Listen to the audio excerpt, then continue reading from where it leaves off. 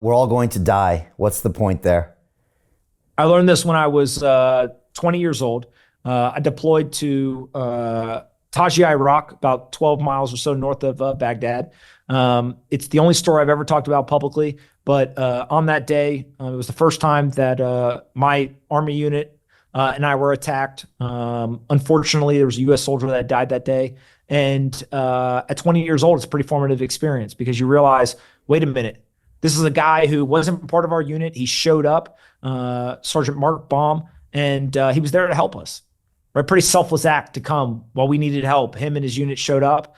He didn't go home that day. And when you realize that, you say, I got a new lease on life because I am going home today. But more importantly is that I'm going to have the same fate as he is. Today was his day. One day it's going to be my day. And it took me years later to read Marcus Aurelius's Meditations. And in it, he talks a lot about coming to terms with our mortality. And it just struck me. I said, oh my God, this is something that's been going on for thousands of years. At some point, every man and woman comes to terms with, I'm going to die. Some of them don't come to terms with it until they're on their deathbed and moments away.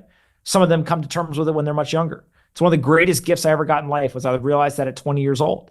Because then, as I said earlier, I used to drive my motorcycle too fast. I used to do all kinds of crazy stuff. It's because I knew I was going to die. And I wanted to fit all of life I could into the 435. And so a lot of it came from the fact that I realized we're all going to die. And it's morbid. We don't want to talk about it. Kind of scary. It's overwhelming, but it's going to happen. And so you can either ignore reality or not. But once you realize that you're going to die, all of a sudden you care about a lot less things. What that person that lives down the street is saying about you, who cares? When you're dead, no one's going to remember who you are. No one's going to remember who they are. Right? Go live your life, enjoy your stuff, do what you want to do in life. And I just think, again, kind of feeding back into like, what is an extraordinary life? You may live an extraordinary life while you're alive, but once you die, it's over. And so if you know there's a finite time, there's a finite end to this thing, then pack as much as you can into it, and you're going to end up being in a much better position, much happier, I think, than if you didn't.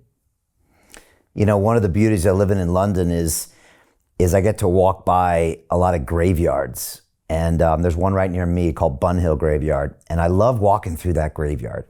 It's got bodies in there for hundreds and hundreds of years, some from the plague.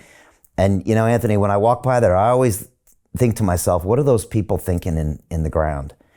Are they thinking that they wish they had another day on the sofa?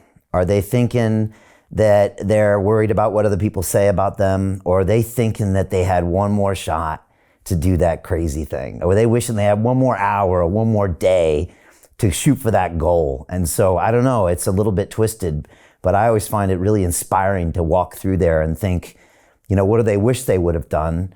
And based on that, what am I going to do that normally I might not do, knowing that I'm going to be there myself soon? So yeah, that's one of the benefits of living in an old city like this. Anthony, you mentioned your military experience. What did you get from that? Because I didn't always know you were in the military, but now that I know it, I see things in you that I'm like, okay, some of your persona feels military, maybe your efficiency, maybe your structure, but like, what did you get from that? I think there's a couple of things that, immediately in hindsight, I know I learned. I probably didn't know I was learning it at the time. One is we're all going to die. The second thing is the military really exposed me, especially in Iraq. We see on the news all the time, war-torn countries and all that stuff, seeing it firsthand, understanding the intricacies. Imagine handing a gun to a 20-year-old kid, an 18-year-old kid, a 22-year-old kid, and saying, go out there. By the way, people are trying to kill you. And if you make the wrong decision, we're going to Monday morning quarterback you. There's a lot of complexity. There's a lot of challenges to this, right? War is not ugly. There are no winners. And so people will look at the death and destruction that is created by one side of the war. But they also don't realize what the mental scars are, or the health issues, or the death that is suffered by both sides. And so when I see things like Russia, Ukraine, or I see things like what's happening in Israel, et cetera, is, again, humans are humans. And so there is right and wrong in the world. And it's important to call out right and wrong. But also, there are no winners when it comes to war. Hey, I know investing in crypto is scary. It takes a real leap of faith. because there are so many scams, rug pulls, and bad actors out there. It's a dangerous business, which is why 95% of people lose all their money. Well, that's why I created the London Real Investment Club, so you can access the hottest deals on the planet and use the crypto bull market to create the generational wealth that you deserve. Join my team of over 100 people from around the world that are making millions of dollars behind the scenes investing in blockchain, AI, Web3 games, DeFi, Bitcoin, and more. Don't miss out. Click the link below to book a call with one of my team now. But hurry, this bull market will end soon. I know investing crypto can be scary. That's why you gotta join the investment club. Pull the trigger. Let's do this.